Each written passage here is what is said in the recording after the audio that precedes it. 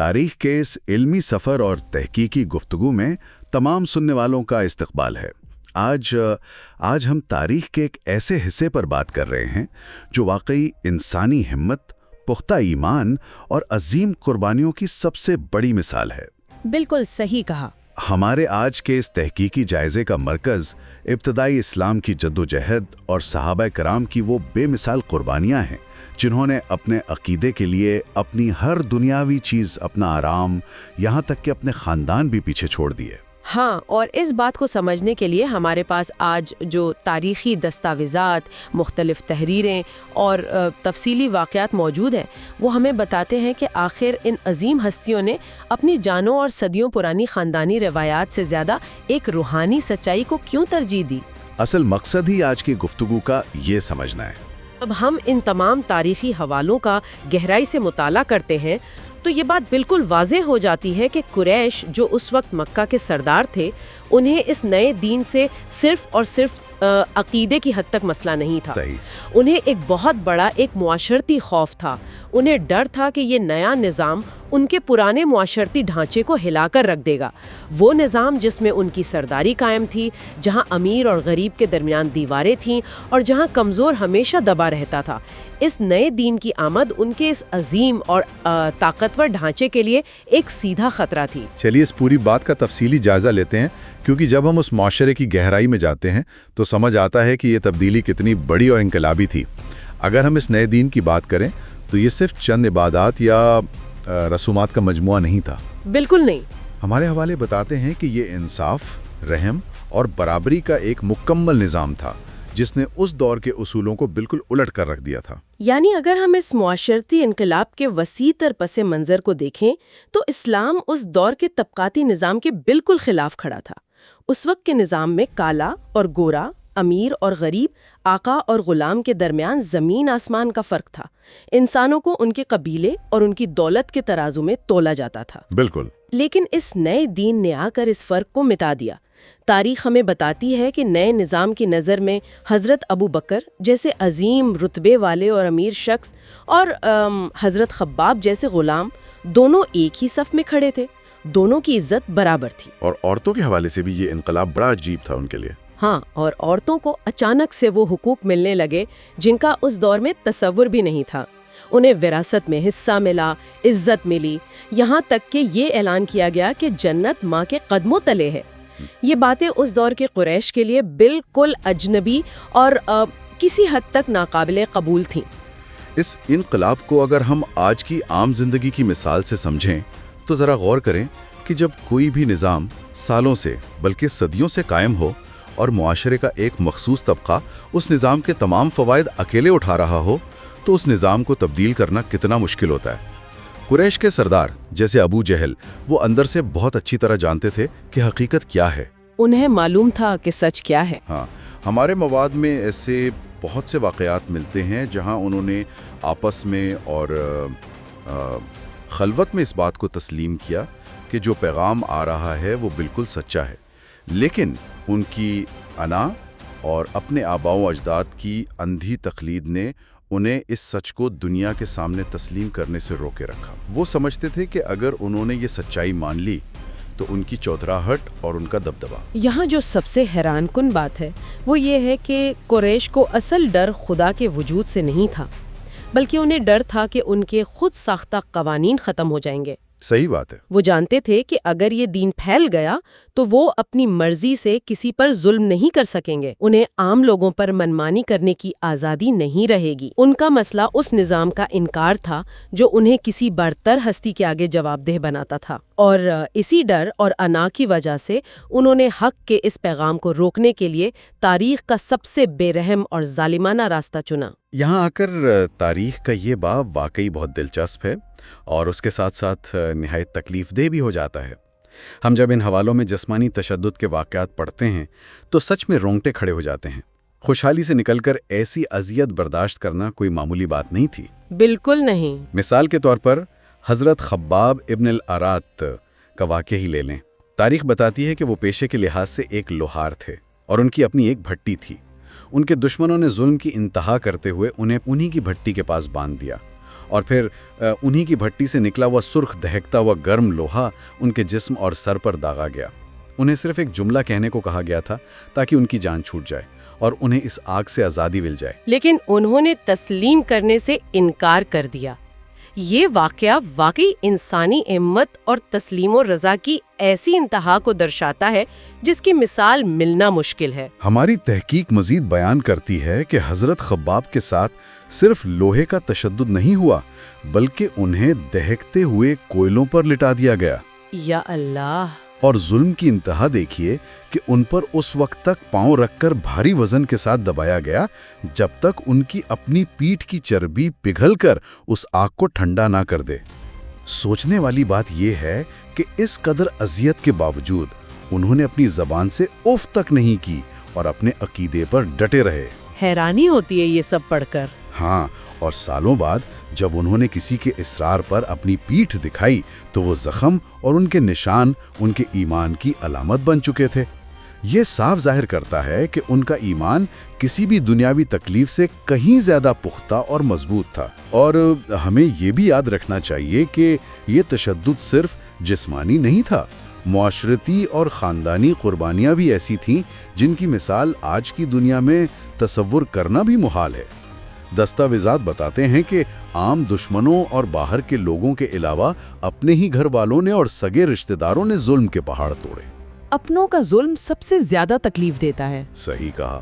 کچھ نوجوانوں کو ان کے اپنے ہی والدین اور آبا و اجداد نے گھروں میں قید کر کے بھوکا رکھا۔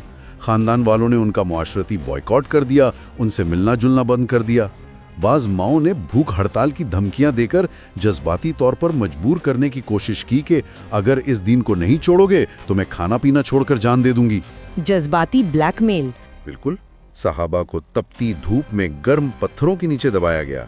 کچھ کو اتنی تکلیف دی گئی کہ انہوں نے اپنی بینائی تک کھو دی، لیکن اس سب کے باوجود ان عظیم ہستیوں کا ارادہ ایک پل کے لیے بھی نہیں ڈگمگایا۔ ان خاندانی اور معاشرتی قربانیوں کو دیکھتے ہوئے تاریخ کا ایک اور بہت اہم پہلو نمایاں ہوتا ہے۔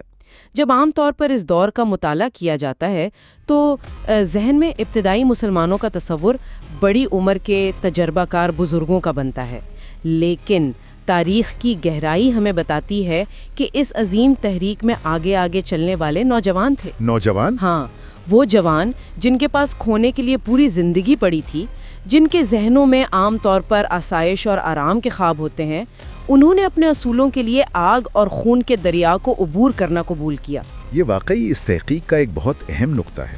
نوجوانوں کا کردار اس تحریک کی بنیادی جان تھا۔ حضرت ارقم ابن ابی الارقم کا ذکر لیجئے۔ تاریخی حوالے ہمیں بتاتے ہیں کہ اس وقت ان کی عمر صرف 17 سال تھی۔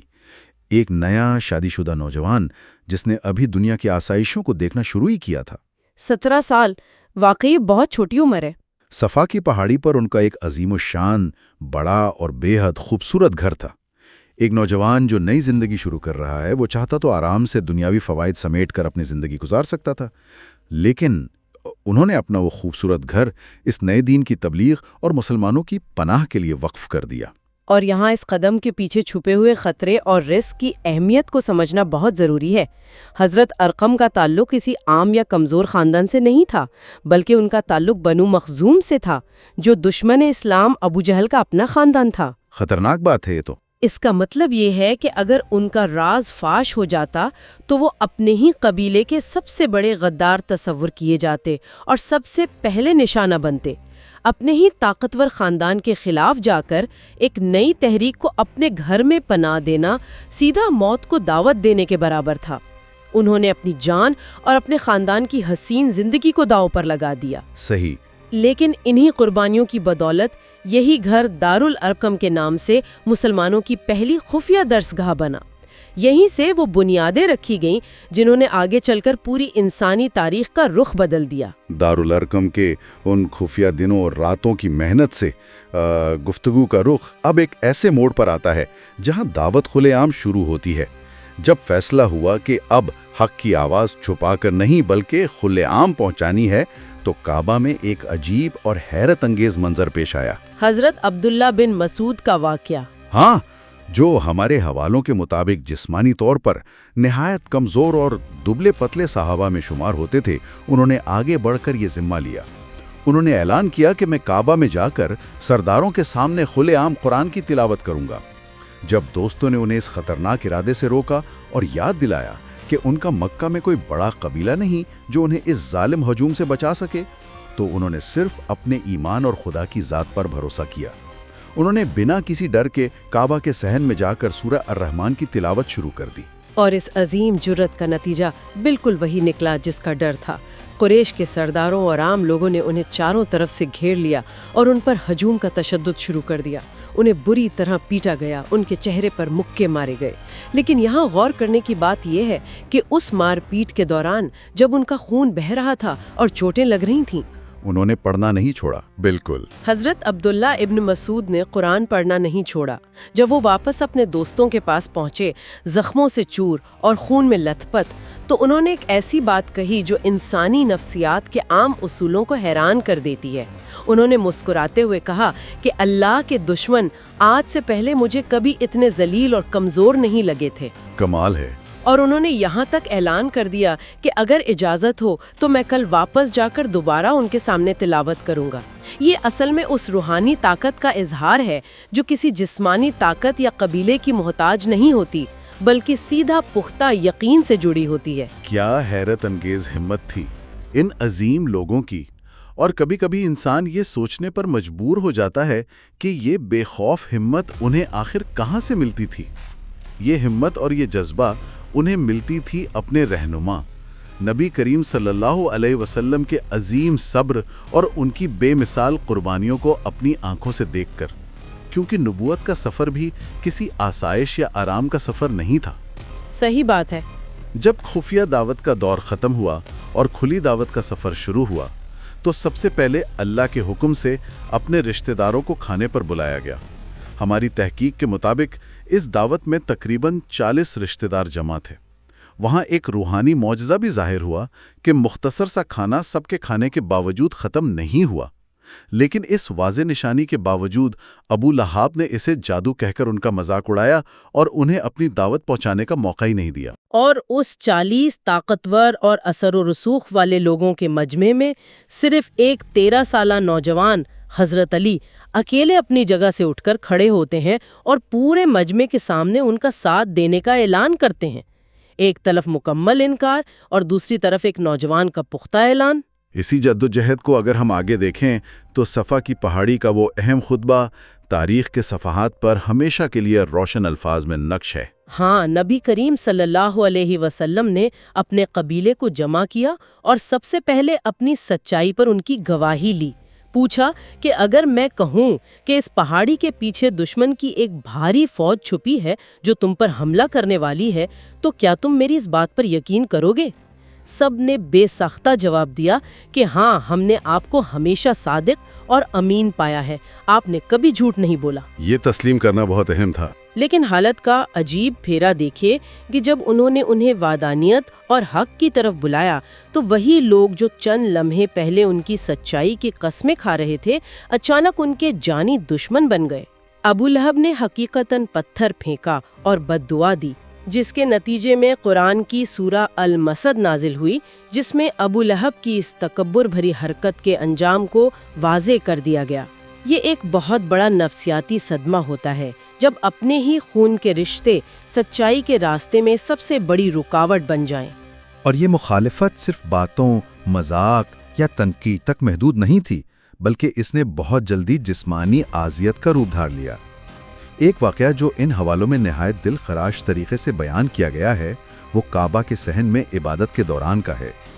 نبی کریم صلی اللہ علیہ وسلم اپنے رب کے حضور سجدے کے حالت میں تھے۔ انہیں ایسی بے بس حالت میں دیکھ کر دشمنوں نے ان کے اوپر ذبح کیے گئے اونٹ کی اوجھاری، جو بے حد وزنی اور گندگی سے بھری تھی، ہاں، ان کی پیٹھ پر لاد دی۔ وہاں آس پاس کھڑے قریش کے سردار اپنی ظالمانہ حرکت پر کہکاہیں لگا کر ہنس رہے تھے۔ اس وقت ان کی چھوٹی بچی سیدہ فاطمہ، جو اس وقت عمر میں بہت چھوٹی تھی، ڈرتی اور روتی ہوئی آئیں اور اپنے معصوم ہاتھوں سے اپنے والد کے جسم سے اس گندگی کو صاف کیا۔ ذرا تصور کریں اس باپ پر اور اس چھوٹی بچی کے دل پر اس لمحے کیا گزری ہوگی جب اس نے اپنے والد کو اس قدر اذیت میں دیکھا۔ یہ واقعات دل ہلا دینے والے ہیں، لیکن ان سب سختیوں اور اذیتوں کے باوجود ان کا ارادہ ایک پہاڑ کی طرح قائم رہا۔ جب قریش نے دیکھا کہ ظلم اور تشدد سے یہ آواز نہیں دب رہی تو انہوں نے راستہ بدلا۔ انہوں نے سوچا کہ شاید یہ سب دنیاوی مقاصد، دولت یا شہرت کے لیے کیا جا رہا ہے۔ تو لالچ دینا شروع کیا۔ بالکل، انہوں نے اپنا نمائندہ بھیج کر بے پناہ دولت کی پیشکش کی، معاشرے میں سب سے اونچے رتبے کا لالچ دیا، یہاں تک کہ بغیر کسی شرط کے اپنی بادشاہت اور سرداری کی پیشکش بھی کر دی۔ لیکن پیغمبر اسلام نے ان تمام دنیاوی خزانوں کو ٹھکرا دیا۔ پھر دشمنوں نے اپنا آخری اور سب سے بڑا جذباتی حربہ استعمال کیا۔ انہوں نے ابو طالب، جو ان کے چاچا اور ان کی سب سے بڑی معاشرتی ڈھال تھے، ان پر شدید قبائلی دباؤ ڈالا۔ اور پھر ابو طالب نے آ کر بات کی۔ بھرائے ہوئے لہجے میں کہا کہ بھتیجے، مجھ پر اور اپنے آپ پر رحم کرو اور مجھ پر اتنا بوجھ نہ ڈالو جو میں اٹھا نہ سکوں۔ تو نبی کریم صلی اللہ علیہ وسلم نے اس وقت وہ عظیم اور تاریخ ساز الفاظ کہے جو آج بھی سچائی کے راستے پر چلنے والوں کے لیے مشعل راہ ہیں۔ انہوں نے فرمایا، چچا جان، اگر یہ لوگ میرے دائیں ہاتھ پر سورج اور بائیں ہاتھ پر چاند بھی لا کر رکھ دیں تاکہ میں اس راستے کو چھوڑ دوں، تب بھی میں اس کام سے پیچھے نہیں ہٹوں گا، یہاں تک کہ یا تو اللہ اس دین کو غالب کر دے گا یا میں اس راستے میں اپنی جان قربان کر دوں گا۔ سبحان اللہ، ان عظیم الفاظ میں جو مکمل یقین اور کنوکشن ہے اس نے ابو طالب کو بھی ہلا کر رکھ دیا، اور انہوں نے اسی وقت اعلان کیا کہ میں اپنی آخری سانس تک تمہارا ساتھ دوں گا چاہے کچھ بھی ہو جائے۔ اور یہ یقین صرف ان کی ذات تک محدود نہیں رہا، ان کے ساتھ چلنے والے ان عظیم صحابہ میں بھی یہی جذبہ سرایت کر چکا تھا۔ مثال کے طور پر حضرت ابو بکر کی وفاداری اور جان نثاری کا واقعہ ہی دیکھ لیں۔ وفاداری کی انتہا تھی وہ۔ ایک دن حضرت ابو بکر نے کعبہ کے صحن میں کھڑے ہو کر دشمنوں کے مجمع کے سامنے ایک مکمل خطبہ دیا، کھلے عام حق کی آواز اٹھائی۔ قریش اور خاص طور پر عتبہ نے اس اعلان پر ان پر ایسی دردناک اور جان لیوا چوٹ کی کہ بیان کرنے کے لیے الفاظ کم پڑ جاتے ہیں۔ انہیں ان کے چہرے پر سخت اور بھاری جوتوں سے اتنی بری طرح مارا گیا، ان کا چہرہ مٹی اور خون میں اس بری طرح رندا گیا کہ ان کی ناک اور چہرے کے نقوش پہچانے نہیں جا رہے تھے۔ یا اللہ! اور وہ خون میں لت پت ہو کر بے ہوش ہو گئے۔ حالت اس قدر خراب تھی کہ ان کے قبیلے والوں کو یقین ہو گیا تھا کہ اب وہ اس حالت سے زندہ بچ کر نہیں اٹھ پائیں گے۔ انہیں چادر میں لپیٹ کر ان کے گھر لایا گیا۔ اس سے ایک بہت اہم سوال پیدا ہوتا ہے، اور یہ انسان کی نفسیات اور اس کے عشق کی گہرائی کو ناپنے کا سوال ہے۔ جب ایک شخص بالکل موت کے منہ سے واپس آتا ہے، گھنٹوں کی بے ہوشی اور اتنے بڑے صدمے کے بعد ہوش میں آتا ہے، تو اس کی پہلی فکر کیا ہونی چاہیے؟ اپنی جان کی فکر، ظاہر ہے۔ فطری طور پر اس کا اپنا شدید درد، اس کی اپنی پیاس یا اپنے گھر والوں کی فکر۔ لیکن جب حضرت ابو بکر کو شام ڈھلے ہوش آیا اور انہوں نے اپنی آنکھیں کھولیں تو ان کا پہلا جملہ کیا تھا؟ اپنے دردناک زخموں، اپنے بکھرے ہوئے چہرے اور شدید بھوک پیاس کی فکر کے بجائے انہوں نے صرف ایک بات پوچھی، نبی کریم صلی اللہ علیہ وسلم کیسے ہیں؟ اللہ اکبر! ان کے خاندان والے اور ان کی والدہ انہیں کھانے پینے پر زور دے رہے تھے کہ کچھ پی لو تاکہ جان میں جان آئے، لیکن انہوں نے اس وقت تک پانی کا ایک قطرہ پینے سے انکار کر دیا جب تک انہیں اس بات کا یقین نہ دلا دیا گیا کہ وہ محفوظ ہیں، اور جب تک خود انہیں اپنی آنکھوں سے دیکھ نہیں لیا۔ یہ عشق اور عقیدت کی ایسی سچی مثال ہے جسے دنیا کی کوئی طاقت، کوئی ڈر اور کوئی لالچ ہرا نہیں سکتی۔ ان تمام واقعات کو اگر ہم ایک لڑی میں پیروئیں تو یہ بات روز روشن کی طرح عیاں ہو جاتی ہے کہ شروعاتی اسلام کا سفر کوئی آسان راستہ یا پھولوں کی سیج نہیں تھا۔ اس میں ہر قدم پر آزمائش اور ہر موڑ پر قربانی تھی۔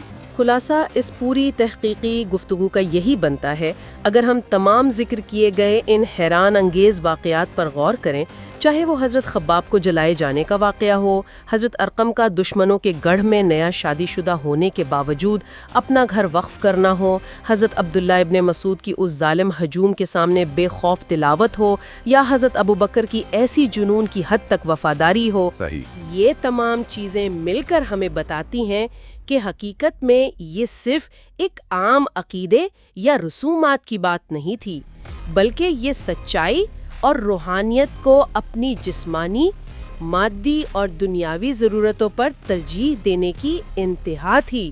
ان عظیم لوگوں نے تاریخ کو یہ دکھایا کہ جب انسان کی روح بیدار ہو جاتی ہے اور اسے حق کی پہچان ہو جاتی ہے تو جسم کی تکلیف، آگ کی گرمی اور اپنوں کی مخالفت اس کے راستے کی رکاوٹ نہیں بن سکتی۔ ان کے جسم پر لگنے والے زخم درد کا نشان بننے کے بجائے ان کے ایمان کی علامت اور تاریخ کے ماتھے کا جھومر بن گئے۔ تو اس سب کا آخر مطلب کیا ہے؟ سننے والوں کے لیے اس سب میں سب سے عظیم سبق یہ ہے کہ آج کے اس تیز ترین دور میں، جہاں معلومات کا ایک سیلاب ہے، جہاں اصول اور نظریات وقت اور فوائد کے مطابق بدلنے میں لوگ دیر نہیں لگاتے، وہاں ایسی عظیم ہستیوں کی زندگی سے ہمیں خالص کنوکشن، پختہ یقین اور اپنے اصولوں پر ڈٹے رہنے کی اہمیت سمجھ آتی ہے۔ ان واقعات سے پتہ چلتا ہے کہ حق کی پہچان ہو جانے کے بعد اس پر قائم رہنا، چاہے حالات کتنے ہی سخت کیوں نہ ہوں اور آزمائشیں کتنی ہی بڑی کیوں نہ ہوں، ہی اصل زندگی ہے۔ جب انسان کو ایک بار اپنی روح کا سچ مل جاتا ہے تو دنیا کی کوئی آگ اور کوئی بڑا سے بڑا لالچ اسے ہلا نہیں سکتا۔ بالکل صحیح فرمایا۔ اپنی گفتگو کو سمیٹنے سے پہلے میں یہاں ایک ایسی آخری سوچ چھوڑ کر جانا چاہتا ہوں جس پر شاید ہم نے اتنی ڈیٹیل میں گفتگو نہیں کی، لیکن ہمارے تاریخی حوالوں میں اس کا بڑا گہرا اور سبق آموز اشارہ موجود ہے۔ ذرا تصور کے آئینے میں اس منظر پر غور کریں۔ نبوت کے 5ویں سال میں جب مکہ میں ظلم و ستم اپنی تمام حدیں پار کر چکا تھا اور مسلمانوں کے لیے وہاں سانس لینا تک تنگ کر دیا گیا تھا، تو نبی کریم صلی اللہ علیہ وسلم نے اپنے مظلوم صحابہ کو جمع کیا۔ انہوں نے ان حالات سے گھبرا کر آسمان کی طرف دیکھ کر کسی اچانک اترنے والے معجزے کا انتظار نہیں کیا، بلکہ انہوں نے سمندر کے اس پار اشارہ کیا، ایک دوسرے خطے کی طرف جہاں ان مسلمانوں کو ہجرت کرنی تھی۔ سننے والوں کے لیے یہ سوچنا اور اس پر غور کرنا ضروری ہے کہ اپنے ہی شہر میں جہاں ان کا بچپن گزرا، جہاں ان کے کاروبار اور گھر تھے، وہاں اجنبی اور دشمن بن جانے کے بعد صرف اور صرف اپنے ایمان اور حق کو بچانے کے لیے سمندر کے اس پار ایک بالکل انجان سرزمین حبشہ کی طرف ایک ایسے سفر پر نکل جانا جس کی کوئی منزل انہوں نے پہلے نہیں دیکھی تھی، یہ اپنے آپ میں ہمت اور توکل کی ایک ایسی مثال ہے جو آنے والے وقت میں انسانی تاریخ اور دنیا کے نقشے کو ہمیشہ کے لیے بدل دینے والی تھی۔ اپنی جد و جہد میں کسی اصول کے لیے ایسی قربانی دینا عام بات نہیں۔ اس انجان سفر اور اس یقین کامل کے بارے میں واقعی غور کرنا چاہیے، کیونکہ اس میں آنے والی نسلوں کے لیے بہت سے سبق چھپے ہیں۔ آج کی اس تحقیقی گفتگو میں بس اتنا ہی۔